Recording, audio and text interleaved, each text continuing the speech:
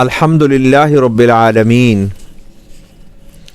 والصلاة والسلام علی سید المرسلین وخاتم النبیین ورحمۃ اللہ للعالمین سیدنا محمد وعلی آلہ وصحبہ اجمعین، اما بعد۔ مجھے اکثر موقع ملتا ہے کہ میں آپ کے ساتھ اس موضوع پہ بات کروں کہ کس طرح آسانی کے ساتھ دین کا علم اور دین کی روشنی ہماری زندگی میں آ سکتی ہے۔ ہمیں کوئی بہت بڑی مشکلات بھی درپیش نہ ہوں۔ اگر آپ کھیتی باڑی کر رہے ہیں تو اپنی کھیتی باڑی بھی جاری رکھیں، تجارت بھی جاری رکھیں، اپنی جاب بھی جاری رکھیں۔ تو کیسے ہم کیا کر سکتے ہیں کہ ہمارے گھر کے اندر دین آ جائے، ہمارے بچوں میں دین کی روشنی آ جائے،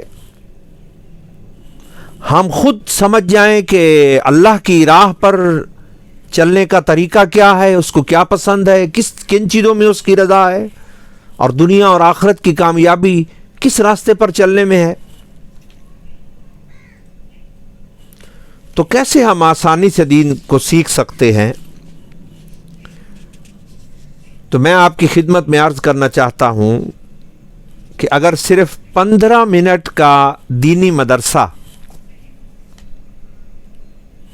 ایک 15 منٹ کا دینی ماحول آپ اپنے گھر کے اندر تبلیغ و تعلیم کا اگر قائم کر لیتے ہیں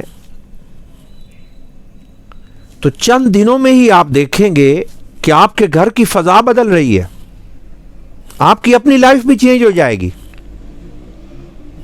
آپ اندھیروں سے نکل کے روشنی میں آ جائیں گے، آپ کی آئندہ آنے والی نسلوں کے اندر ایمان اور ہدایت شامل ہونی شروع ہو جائے گی۔ یہ ایک صدقہ جاریہ ہے۔ اسی لیے میں آپ کو یہ دعوت دیتا ہوں کہ آپ 15 منٹ کا دینی مدرسہ اپنے گھر میں بنائیے۔ اس میں آپ نے کیا کرنا ہے؟ صرف 5 منٹ قرآن مجید کا ترجمہ پڑھ کے اپنی فیملی کو سنا دیجئے۔ 5 منٹ کے لیے پیارے نبی علیہ الصلوۃ والسلام کے حدیث شریف کی کوئی بھی آسان سی کتاب ابتدائی لیول کی جو ہے وہ پڑھ کے سنا دیجئے، جیسے ریاض الصالحین ہے۔ اور صرف 5 منٹ دینی مسائل کی کتاب، فقہ کی کتاب وہ پڑھ کے سنا دیجئے۔ انشاءاللہ العزیز 40 دن پورے نہیں ہوں گے کہ آپ کو اپنے باطن میں بھی روشنی نظر آئے گی، ظاہر میں بھی روشنی نظر آئے گی، آپ کو اپنے گھر کے ماحول میں تبدیلی نظر آئے گی، کیونکہ پیارے نبی علیہ السلام کا وہ فرمان ہے کہ جن گھروں میں دین سیکھا جاتا ہے، قرآن مجید سیکھا اور سکھایا جاتا ہے،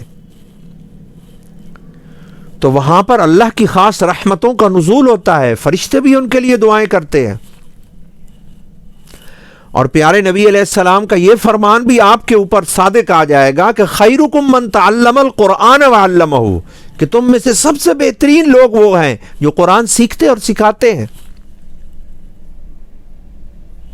تو آج میں آپ کو عملی طور پر پریکٹیکلی بتاتا ہوں کہ کس طرح آپ ٹھہر ٹھہر کر قرآن کا ترجمہ اپنے گھر میں پڑھ کے سنائیں، کیسے حدیث شریف سنائیں،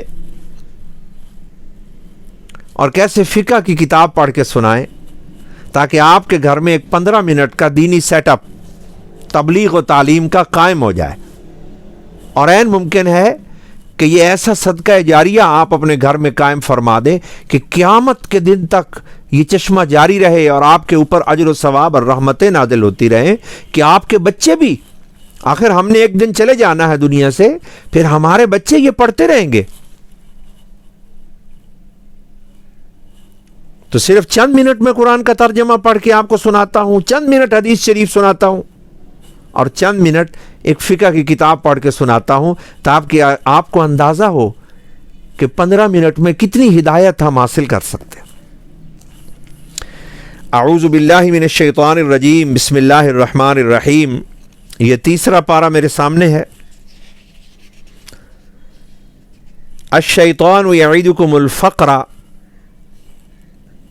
اللہ تعالیٰ ارشاد فرماتے ہیں کہ شیطان تمہیں مفلسی سے ڈراتا ہے. جب بھی تم اللہ کی راہ میں خرچ کرنے لگتے ہو تو شیطان تمہیں مفلسی سے ڈراتا ہے. جیسے ابھی میں نے آپ کو بتایا کہ بھائی آپ اپنا کچھ وقت صرف 15 منٹ ہی صحیح دین پر خرچ کریں تو شیطان آپ کو ڈرائے گا کہ تمہارے پاس 15 منٹ بھی ہدایت کے لیے نہیں ہے, ایمان کے لیے نہیں ہے, دین کے لیے 15 منٹ بھی نہیں ہے, تو مفلس ہو جاؤ گے اگر یہ 15 منٹ تم نے اللہ کے دین پر خرچ کر دیے. تو یہ شیطان کا طریقہ ہے. الشیطان یعیدکم الفقر, شیطان تمہیں مفلسی سے ڈراتا ہے. وَيَأْمُرُكُمْ بِالْفَحْشَاءِ, اور تمہیں بے حیائی کی ترغیب دیتا ہے. وَاللَّهُ يَعِدُكُمْ مَغْفِرَةً مِّنْهُ وَفَضْلًا, جبکہ اللہ تبارک و تعالیٰ تم سے بخشش کا وعدہ کرتا ہے اور فضل و کرم کا وعدہ کرتا ہے کہ تم میری راہ میں خرچ کرو. یہاں تو مال خرچ کرنے کا بیان ہے, لیکن آپ تھوڑا آگے اس کو سمجھیے کہ اپنا وقت خرچ کرو, اپنا مال خرچ کرو. تو اللہ تعالیٰ تم سے مغفرت اور فضل و کرم کا وعدہ کرتا ہے کہ مال خرچ کرنے سے تمہارا مال ختم نہیں ہوگا, تم ہدایت کی راہوں پہ مال خرچ کرو. واللہ واسع علیم, اللہ تعالیٰ بڑی وسعت والا, سب کچھ جاننے والا ہے. یؤتی الحکمت من یشاء, اللہ تعالیٰ جس کو چاہتا ہے دانائی عطا فرماتا ہے. وَمَن يُؤْتَ الْحِكْمَةَ فَقَدْ أُوتِيَ خَيْرًا كَثِيرًا, اور جس شخص کو بھی دانائی عطا کی گئی اس کو بہت بڑی خیر عطا کر دی گئی. وَمَا يَذَّكَّرُ إِلَّا أُولُو الْأَلْبَابِ, اور نصیحت تو صرف عقل والے ہی قبول کرتے ہیں, بے عقلوں کو نصیحت نہیں ہوتی. وَمَا أَنفَقْتُم مِّن نَفَقَةٍ, اور جو مال بھی تم خرچ کرتے ہو, او نذرتم من نذر, یا تم کوئی نذر مانتے ہو, فإن اللہ یعلمہ, بے شک اللہ اسے جانتا ہے. وما للظالمین من انصار, اور ظالموں کا کوئی مددگار نہیں ہوگا. ان تبدوا الصدقات فنعما ہی, اگر تم ظاہر کر کے صدقہ دو تو وہ بھی بہت اچھی بات ہے. وَإِن تُخْفُوهَا, اور اگر تم چھپا کے صدقہ دو, وَتُؤْتُوا الْفُقَرَاءَ, اور وہ فقیروں کو ادا کرو, فَهُوَ خَيْرٌ لَكُمْ, تو وہ بھی تمہارے لیے بہتر ہے. یعنی اعلانیہ بھی صدقہ دے سکتے ہو اور چپکے سے بھی صدقہ دے سکتے ہو. وَيُكَفِّرُ عَنْكُمْ سَيِّئَاتٍ مِّن سَيِّئَاتِكُمْ, اور اللہ تعالیٰ تمہاری بہت سی خطاؤں کو معاف کر دے گا. اگر تم اللہ کی راہ میں غریبوں کو دو گے تو اللہ تعالیٰ بہت سے گناہ معاف کر دے گا. واللہ بما تعملون خبیر, اللہ تعالیٰ تمہارے اعمال سے باخبر ہے. یہ تھوڑا سا قرآن مجید کا ترجمہ ہم نے پڑھا. اب ہم تھوڑی سی حدیث شریف پڑھ لیتے ہیں, گویا کہ ہم اپنے گھر کے اندر پڑھ کے سنا رہے ہیں. اور یہ کون سی کتاب ہے حدیث شریف کی؟ ریاض الصالحین, پیارے نبی علیہ الصلاۃ والسلام کے فرمانوں کی ایک کتاب ہے. اس میں سے ہم تھوڑی سی حدیث شریف پڑھ کے آپ کو سناتے ہیں تاکہ اسی طرح آپ اپنے گھروں میں سنا سکیں اور آپ دیکھیں کہ 15 منٹ میں کتنی ہدایت ہے جو ہمارے گھروں میں آ جائے گی. بسم اللہ الرحمن الرحیم. یہ حدیث شریف کی کتاب کا ایک باب شروع ہو رہا ہے, دعاؤں کا بیان. تو پہلے انہوں نے قرآن کی آیتوں کے ٹکڑے لکھے ہیں اور اس کے بعد پیارے نبی علیہ السلام کی احادیث لکھی ہیں. چنانچہ یہاں سے شروع کرتے ہیں کہ وقال ربکم ادعونی استجب لکم, اور تمہارا رب ارشاد فرماتا ہے کہ مجھے پکارو میں تمہاری دعاؤں کو قبول کروں گا. اور اللہ تعالیٰ فرماتا ہے کہ ادعو ربکم تضرعا وخفیہ, اپنے رب کو پکارا کرو گڑ گڑا کر اور چپکے چپکے. انہ لا یحب المعتدین, اللہ تعالیٰ حد سے تجاوز کرنے والوں کو پسند نہیں کرتا.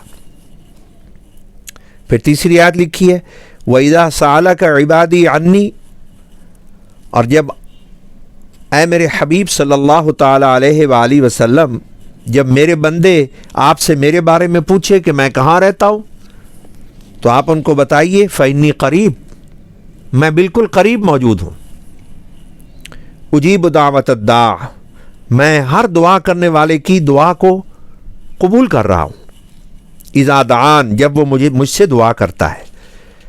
اور پھر چوتھی آیت یہ لکھی ہے کہ امن یجیب المضطر اذا دعا، بھلا وہ کون ہے جو بے قرار کی پکار کو سنتا ہے، یعنی اللہ کے سوا اور کون ہے جو دکھی کی پکار کو سنتا ہے، اذا دعاہ، جب دکھی اسے پکارتا ہے، ویکشف السوء، اور وہ کون ہے جو دکھوں کو دور کرتا ہے سوائے اس وحدہ لا شریک رب العالمین کے۔ یہ آیات لکھنے کے بعد پہلی حدیث شریف یہ لکھی ہے کہ پیارے نبی علیہ الصلاۃ والسلام نے ارشاد فرمایا کہ دعا عین عبادت ہے، یعنی جب بھی تم دعا مانگتے ہو تم عبادت کے اندر مصروف ہوتے ہو۔ اور دوسرا فرمان حضور کا یہ لکھا ہے کہ پیارے نبی علیہ الصلاۃ والسلام یہ بات پسند فرماتے تھے کہ تم اللہ سے جامع دعائیں مانگا کرو، اور دوسری دعاؤں کو آپ چھوڑ دیتے تھے اور جامع دعائیں زیادہ مانگتے تھے۔ جامع دعا وہ ہے جس میں دنیا کی بھی بھلائی ہو اور آخرت کی بھی بھلائی ہو، جیسے ربنا آتنا فی الدنیا حسنہ وفی الآخرۃ حسنہ وقنا عذاب النار۔ یہ جامع دعا ہے کہ یا اللہ اس دنیا میں بھی رحمت عطا کر، آخرت میں بھی رحمت عطا کر، گویا کہ بیڑا ہی پار ہو گیا۔ تو پیارے نبی علیہ السلام ایسی جامع دعاؤں کو پسند فرماتے تھے۔ تو یہ ہم نے صرف 2 حدیثیں پڑھی ہیں، جب آپ 5 منٹ پورے حدیث شریف پڑھیں گے آپ بہت سی احادیث 5 منٹ میں پڑھ کے اپنے گھر والوں کو سنا سکتے ہیں۔ اور اب میں آپ کے سامنے دینی مسائل کی ایک کتاب میں نے اٹھا لی ہے، جس میں نماز کا طریقہ، روزے کے احکامات، حج کے احکامات، زکوٰۃ کے احکامات، پانی کے احکامات، یہ ان کتابوں کے اندر لکھے ہوتے ہیں دینی مسائل۔ تو وہ ایک کتاب میں نے اٹھا لی ہے اور یہ اپنی ہی بولی کے اندر ہے، میں اس میں سے تھوڑا سا پڑھ کے آپ کو سناتا ہوں۔ اسی طرح آپ 5 منٹ صرف اپنے گھر والوں کو یہ دینی مسائل کی کتاب پڑھ کے سنا دیجیے۔ اور یہ میرے سامنے ہے کہ کون سے پانیوں سے وضو کرنا جائز ہے، یعنی فقہ کی وہ چیپٹر ہے جس میں وضو کے پانی کے بارے میں احکامات ہیں کہ کس کس پانی سے آپ وضو کر سکتے ہیں۔ تو آگے جواب لکھا ہے کہ بارش کا پانی، چشمے یا کنویں کا پانی، ندی یا سمندر کا پانی، پگھلی ہوئی برف یا اولوں کا پانی، بڑے تالاب یا بڑے حوض کا پانی، ان سب پانیوں سے وضو اور غسل کرنا جائز ہے۔ پھر دوسرا سوال ہے کن پانیوں سے وضو کرنا جائز نہیں ہے؟ تو اس کا جواب ہے پھل اور درخت کا نچوڑا ہوا پانی، اس سے وضو کرنا جائز نہیں ہے۔ سالن کا شوربہ اور وہ پانی جس کا رنگ، جس کی بو اور جس کا مزہ کسی وجہ سے خراب ہو گیا ہو اور وہ بے حد گاڑھا ہو گیا ہو، اس سے بھی وضو جائز نہیں۔ ایسے پانی سے بھی وضو جائز نہیں جس میں کوئی ناپاک چیز گر گئی ہو یا کوئی جانور گر کر مر گیا ہو، اس سے بھی وضو جائز نہیں۔ اور وہ پانی جس سے پہلے وضو یا غسل کیا گیا ہے اور وہ وہاں سے بچا وہ استعمال شدہ پانی ہے، اس سے بھی وضو کرنا جائز نہیں ہے۔ اور وہ پانی جس پر نجاست کا اثر غالب ہو، اسی طرح حرام جانوروں کا جھوٹا پانی، عرق گلاب اور دوسرے عرق، ان سے بھی وضو کرنا درست نہیں ہے۔ تو یعنی کہ یہ احکامات ہیں شریعت کے، دین کے۔ اگر آپ یہ کتاب پڑھ کے سناتے ہیں صرف 5 منٹ تو روشنی آپ کے گھر کے اندر پھیلنے لگ جائے گی۔ تو میری دعوت یہی ہے کہ ہم دنیا میں آخرت کے لیے آئے ہیں، دنیا کے لیے نہیں آئے۔ تو کیسے آخرت سنورے گی، کیسے دنیا کے اندر ہدایت ہمیں ملے گی، ہمارے بچوں کو کیسے ہدایت ملے گی؟ تو صرف 15 منٹ دین کو دیجئے، ایک 15 منٹ کا ماحول اپنے گھر میں بنائیے جس میں تبلیغ و تعلیم ہو۔ 5 منٹ قرآن مجید کا آسان ترجمہ، 5 منٹ حدیث شریف کا ترجمہ، 5 منٹ دینی مسائل کی کتاب۔ اور پہلے جب آپ تھوڑا اٹک اٹک کے پڑھیں یا ذرا سا آپ کو کوئی چیز سمجھ نہ آئے تو آپ پریشان نہ ہوں۔ جیسے جیسے آپ آگے بڑھیں گے یہ قرآن آپ کا ہاتھ پکڑے گا اور پیارے نبی علیہ السلام کی حدیث شریف آپ کا دین ہاتھ پکڑے گا، اور اللہ تعالیٰ اپنی رحمت سے آپ کو منزل مقصود پر پہنچائے گا۔